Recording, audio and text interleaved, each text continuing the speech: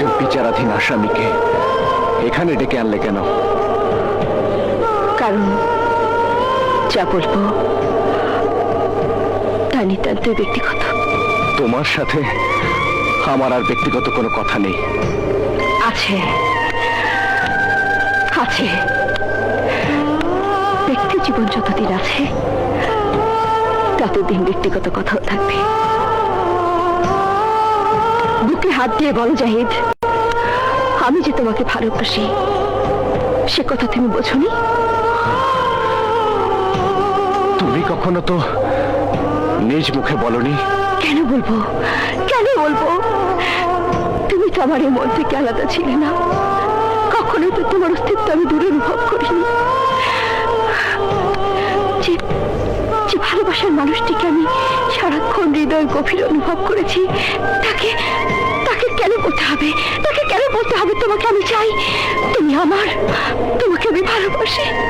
তবুও মানুষ বলে যাকে ভালোবাসা যায় তাকে ভালোবাসি বলতে ভালো লাগে বলে প্রেমিক প্রেমিকা বারবার বলে ভালোবাসি ভালোবাসি তোমাকে, কিন্তু কিন্তু তুমি তো কোনোদিনও বলনি। কাজেই কাজেই তোমার ভালোবাসাকে আমি বন্ধুত্বের নিষ্পাপ সম্পর্ক ভেবেছি, তার অর্থে কিছু নয়।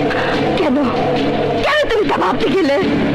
আমি কিছুই জানি না, কিছুই বুঝি না, কিছুই জানি না। তুমি আমার, তুমি শুধু আমার, শুধু আমার। বুঝতে চেষ্টা করো শানু, আজ আজ তুমি যখন আমাকে নিজের করে চাইছো তখন তখন তো আমি আর আমার মাঝে নেই, আমি সপ্তাহ হয়ে গেছি।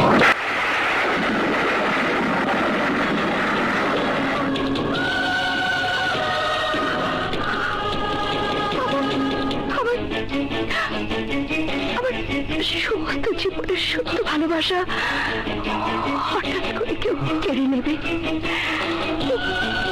কিছুদিন হতে পারে না, কিছুদিন না। ভুল কথা ম্যাডাম, আপনি জাহিদের মিথ্যে মামলার সুযোগ নিতে চাইছেন।